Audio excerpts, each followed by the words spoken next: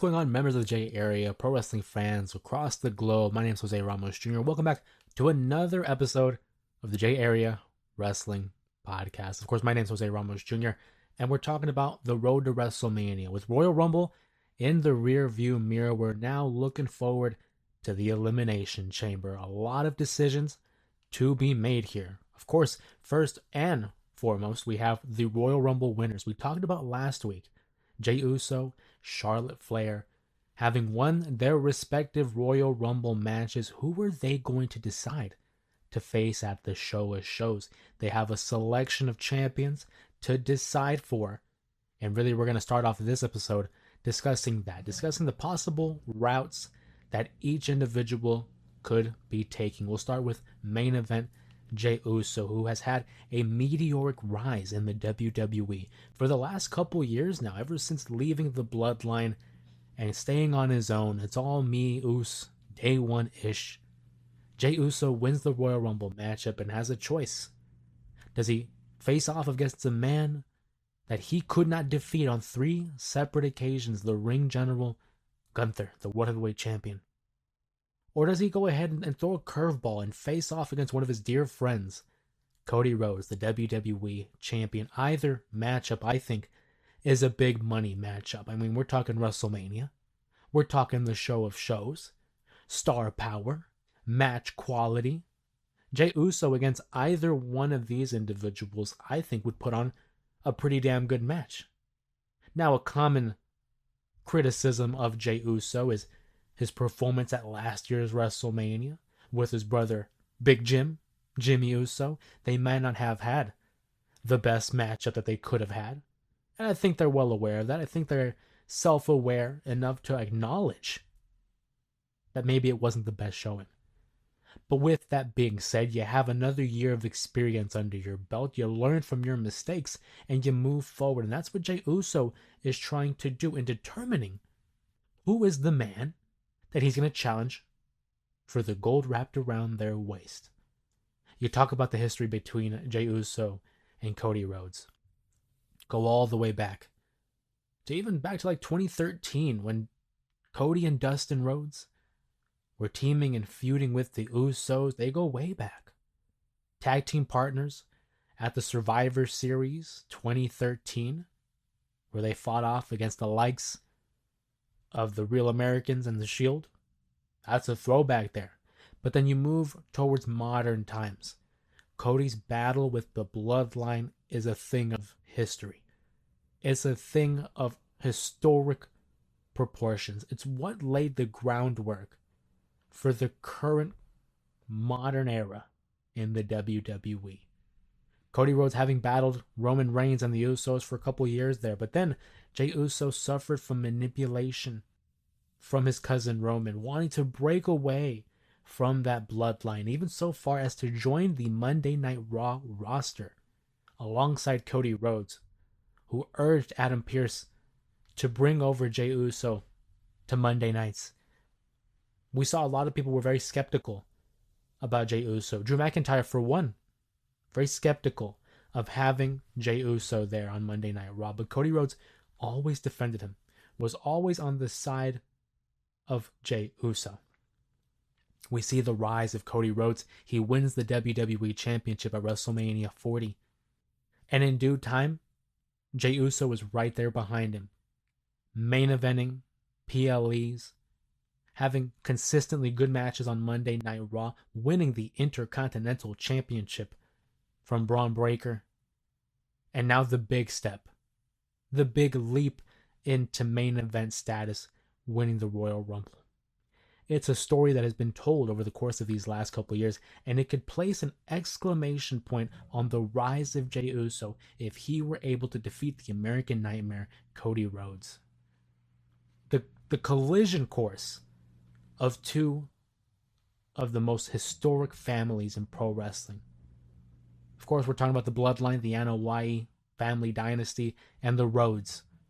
We know that he's had a history, though, with the Anoa'i family. Cody's had differences with the likes of Roman, with the likes of Solo, even Dwayne "The Rock" Johnson. So facing off against someone like Jey Uso wouldn't be entirely foreign to him. The only difference would be that level of respect, love, and admiration for his friend Jey Uso. Is it going to happen? Hey, we're going to have to wait and see.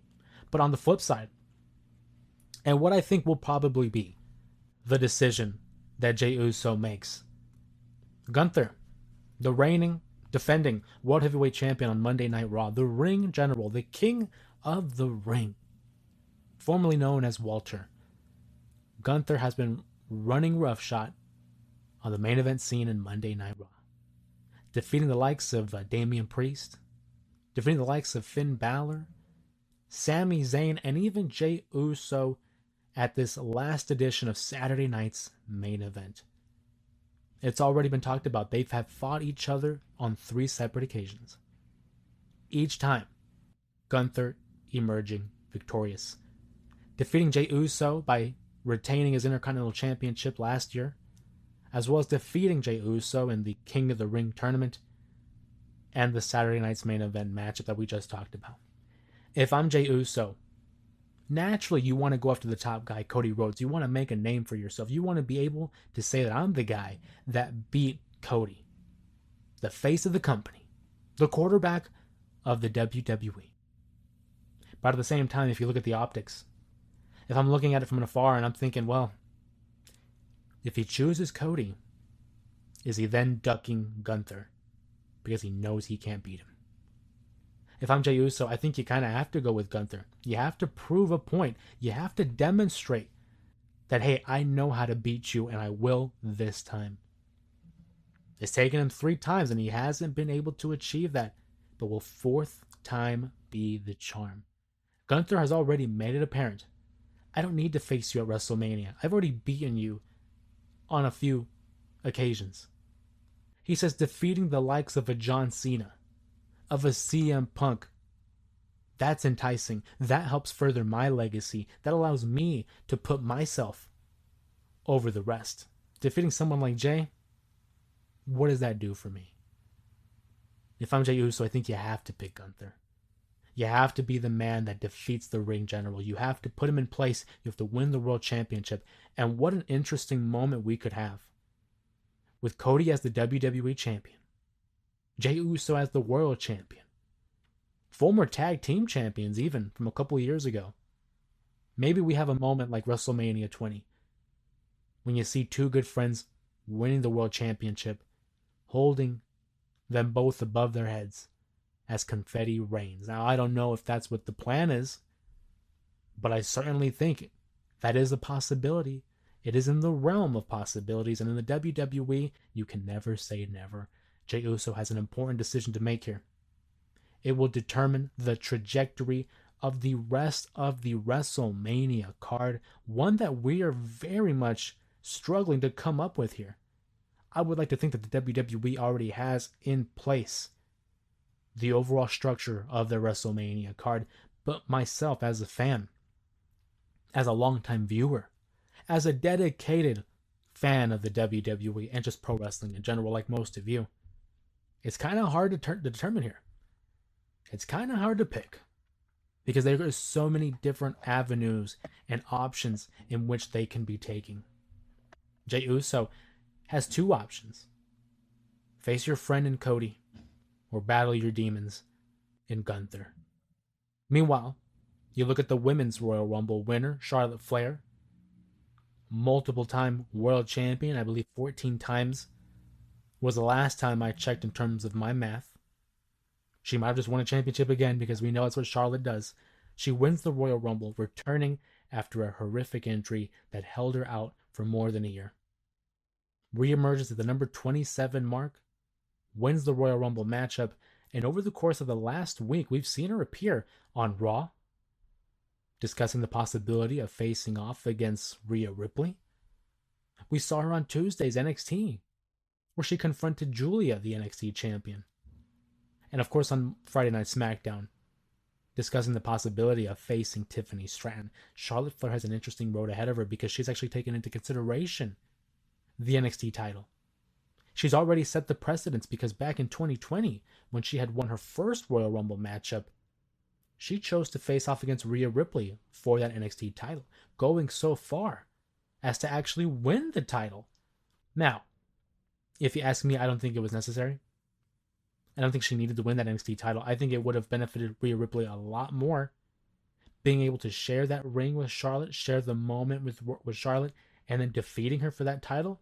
It would have elevated her stock at an earlier point in her career. Maybe she wasn't ready, but regardless, it worked out in the end. You look at the history of that NXT championship, Charlotte has now won it twice. Of course, having won it back in 2014, and as I mentioned in 2020, can she go for the trifecta? Can she go for 3? And by facing off against Julia, one of the biggest stars in Japan, facing one of the biggest stars in North America, it has a big money match already written on it. But I don't think that's where we go. I do not think that's where we go. You then look at the possibility of her having the rematch against Rhea Ripley. They had a phenomenal title match at WrestleMania 39. We talked about their match at WrestleMania 36, but it was in front of nobody. Nobody in attendance. I don't blame you if you don't even remember the matchup, because WrestleMania 36 is one of those events where it kind of gets lost in the sauce. WrestleMania 39 at SoFi Stadium in Los Angeles, California.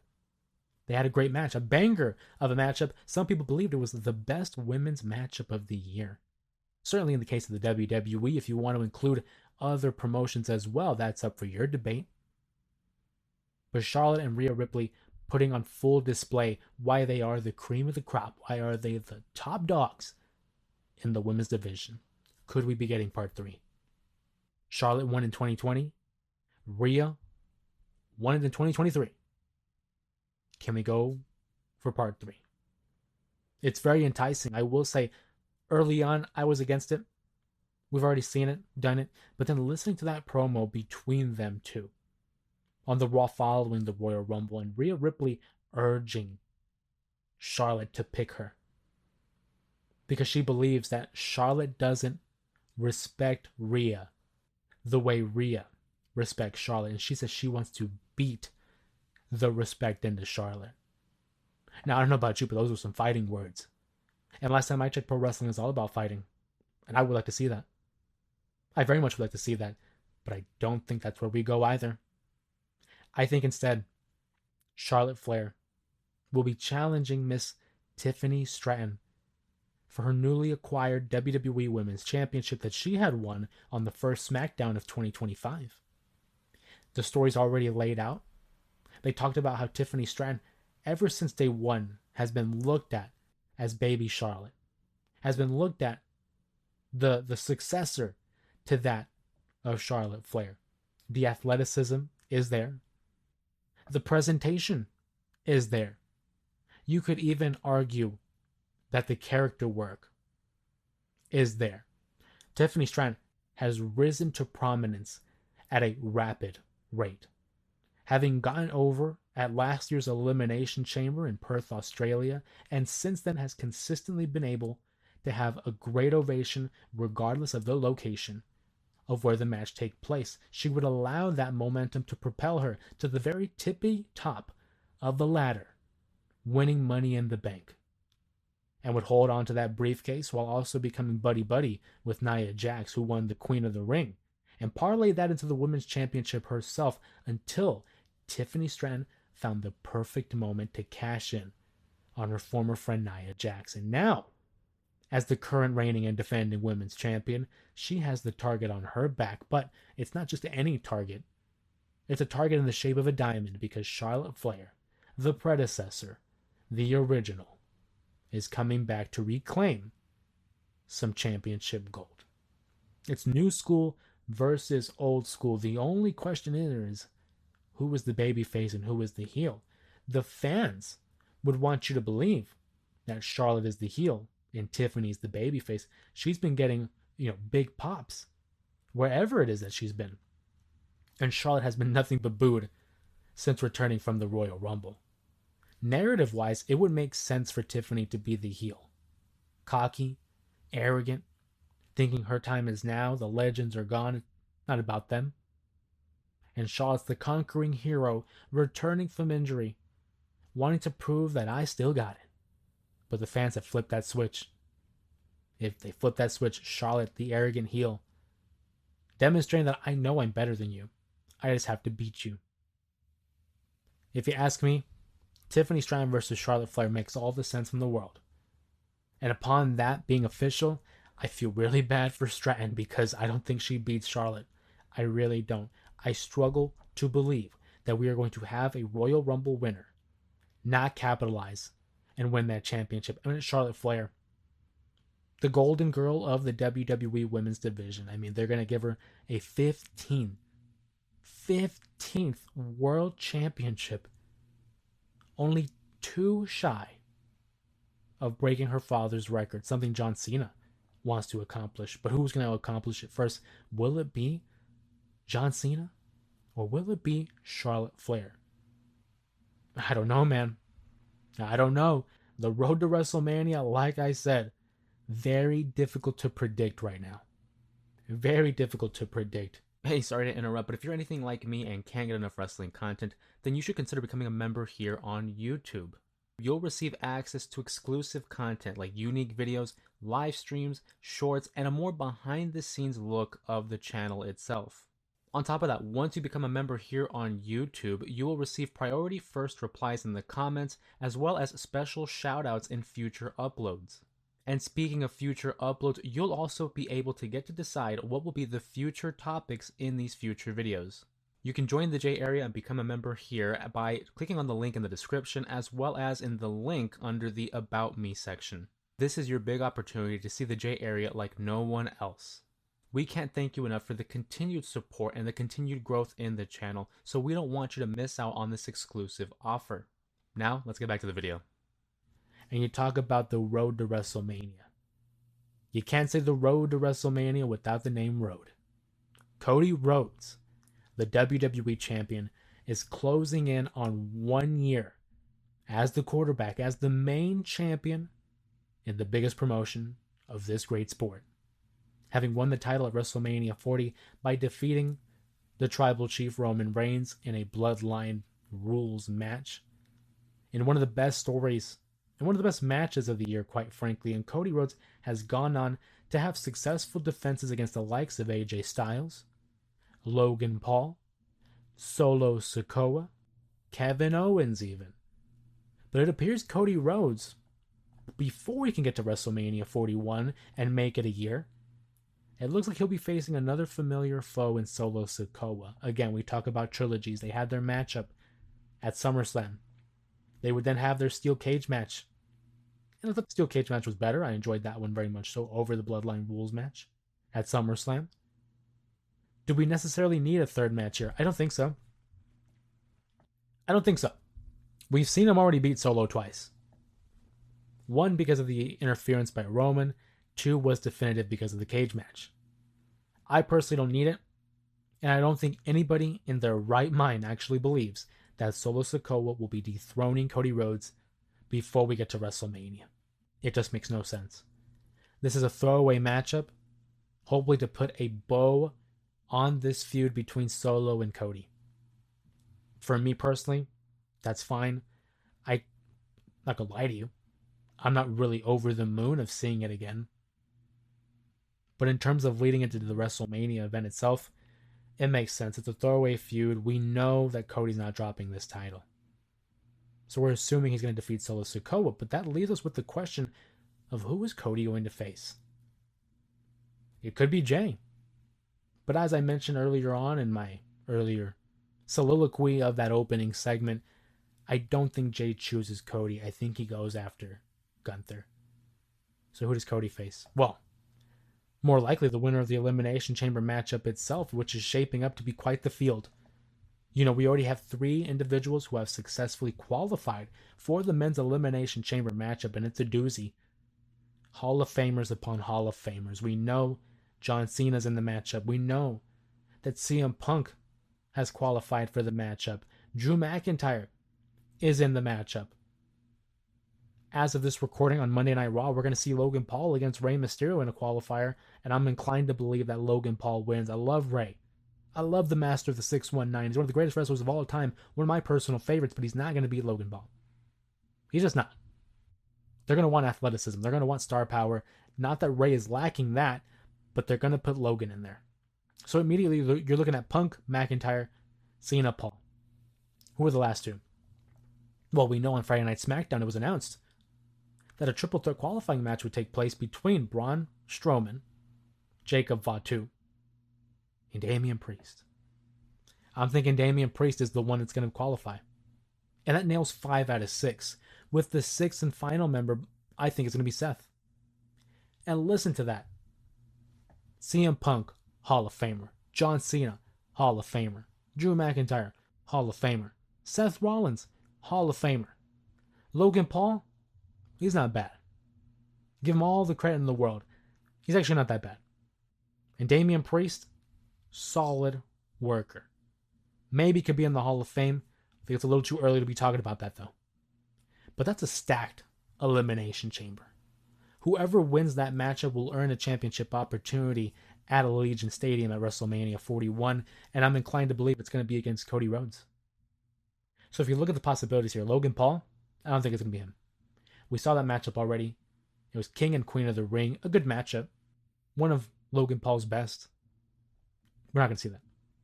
Damian Priest, I don't think so. And for that reason is because Drew McIntyre was eliminated by Damian Priest in the Royal Rumble matchup. I think we get some payback here. I think we get a little bit of retribution. I think Drew McIntyre eliminates Damian, with the rubber match essentially being at WrestleMania 41 with Damian versus Drew. I think that's what we're going to see set up.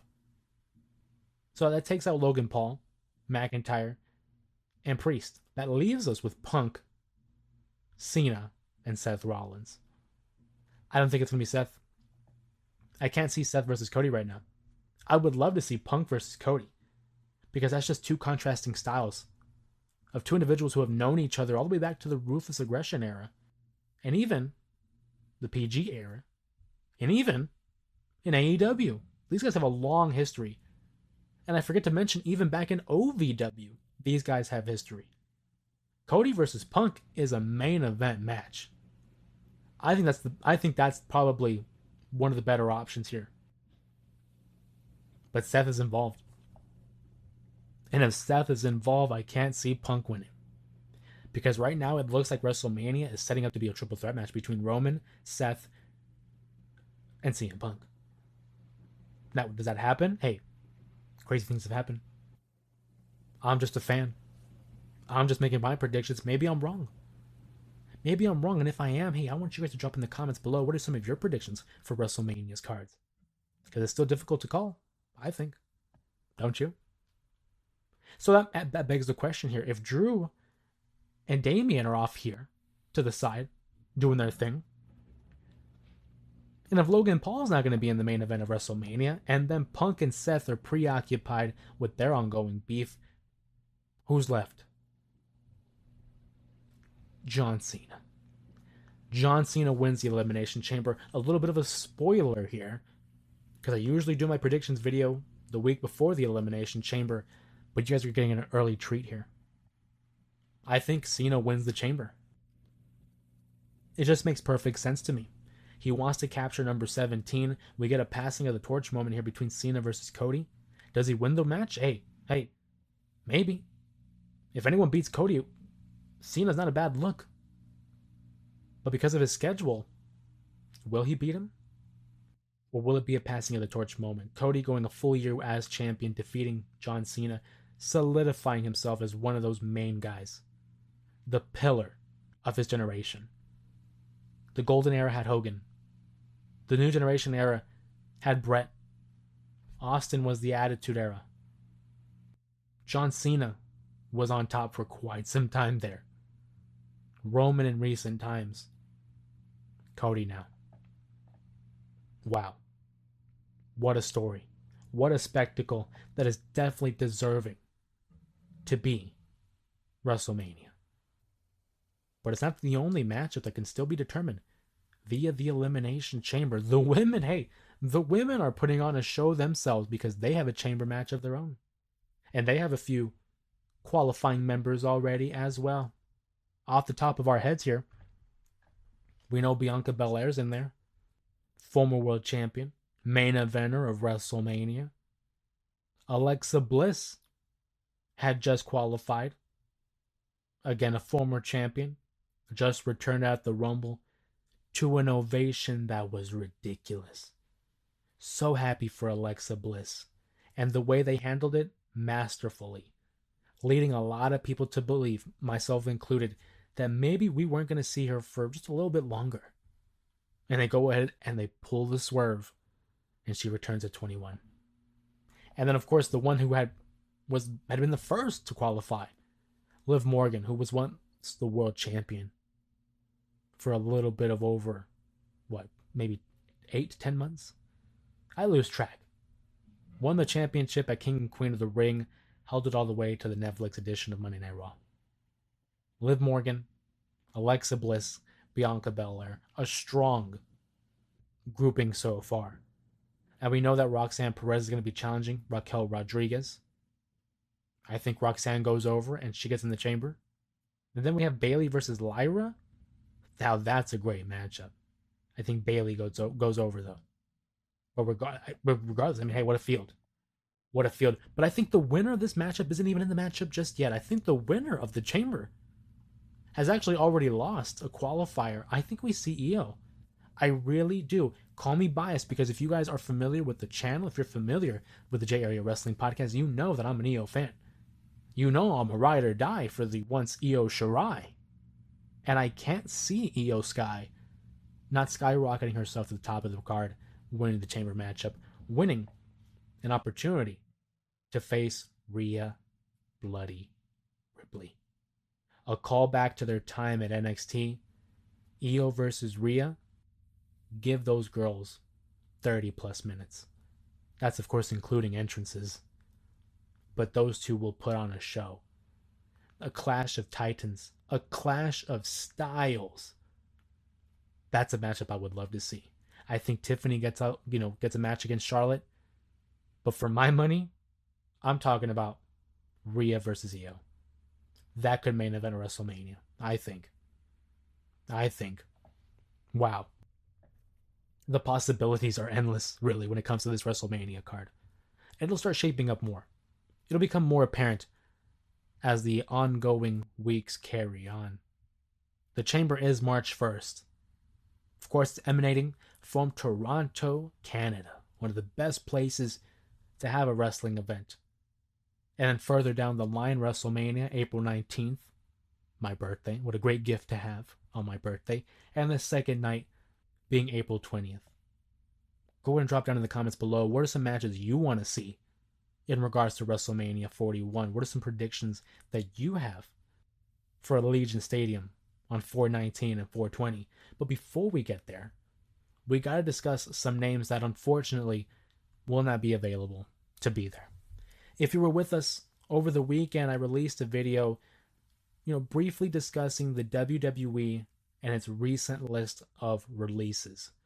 It's an unfortunate time for the locker room of the WWE. A lot of great people were released from their contracts. Individuals like the Good Brothers, Luke Gallows and Carl Anderson, Sonya Deville, Elektra Lopez was also released. Authors of Pain and Paul Ellering, Cedric Alexander. These are just a few of the many names that had been released, and it felt like it was compiling over and over the course of the waning hours of the weekend, because at some point we heard on Friday, right before SmackDown went on the air, that people were getting released. Then on Saturday morning, we're hearing people are getting released. It's a shame, because I'm sure this was the dream of many, if not all of these wrestlers that are being released. But I do think it's important to recognize that with this release comes an opportunity. Because if they didn't have these opportunities ahead of them, look at Blair Davenport, for example, having been called up from NXT, much like Indy Hartwell, much like people like Giovanni Vinci, even Duke Hudson. No sense of direction. Are you going to allow them to dissipate over the course of time and just not accomplish anything? Withering away in the back. No. They're going to release them. Naturally, one, because we're going to see some more NXT call-ups. Two, We've seen an influx of talent being signed, people like the Motor City Machine Guns and Penta, just to name a few. So there's really not that much room to have a huge locker room like we would like. But by releasing these individuals, it's one thing to say that the WWE fumbled them. It is one thing. But the other thing to take into consideration is upon releasing them, it should give them the opportunity to broaden their horizons, to learn a new hold, as the old expression is. Maybe participate in some talent exchanges. I think we're going to see some people like Blair Davenport and Sonya Deville travel to Total Nonstop Action, where they can help out a depleting Knockouts division. I think we're going to see the Good Brothers, Luke Gallows and Carl Anderson, join AEW. They have some friends there, of course. The Young Bucks, Kenny Omega, very familiar with All Elite Wrestling, as they were there for a little bit of a time being. So by no means is this them being out of work. They're going to wait their 90 days, allow a little bit of an opportunity to regroup and to reset. And just because you're released from the WWE doesn't necessarily mean you're gone for good. We could very well see these guys and girls back in the WWE. It did wonders for people like Drew McIntyre and Cody Rhodes, who had left the company. Granted, Cody asked for his release and became one of the biggest stars outside of the WWE before he parlayed that into becoming the man in all of pro wrestling. I think it'll work out fine, so long as these men and women continue to strive for greatness and live up to their own expectations while also trying to shoot for their goals. They're going to be just fine. These WWE releases could be a blessing in disguise, even if it hurts in this time being. We wish them all but nothing but the best, as they are, of course, professionals. And they're some of the best in the world. I look forward to seeing what they can accomplish outside of the WWE, and like I said, we're going to see them back. Maybe not all of them, but we're going to see at least someone, maybe a few, names reemerge in the WWE. But of course, that is today's episode of the J Area Wrestling Podcast. I want to thank you guys, of course, for joining us on today's episode. As always, it is always a pleasure to have you here joining us on YouTube as we continue to grow the channel, as we continue to grow the J Area as a wrestling community. You guys have been on fire over the course of these last couple months since we've been doing the live streams. Since we've been opening up as a community, you guys are rock stars, and I can't thank you enough. With that being said, if you enjoyed today's episode of the podcast, make sure to give the video a thumbs up. Comment down below some of your predictions for WrestleMania. What are some matches that you want to see? And if you haven't already subscribed to the channel, what are you waiting for? It's free. Subscribe.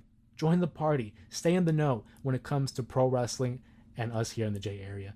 And if you are ever so inclined, consider becoming a member of the Main Event Mafia, where you're going to get exclusive content not like anyone else is going to be available to see.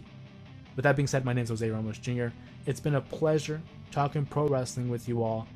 Everyone have a safe and a happy week. Can't wait to see you guys for the live streams, whether it's Monday night or Thursday night. Everyone be safe, take care, and we'll see you then.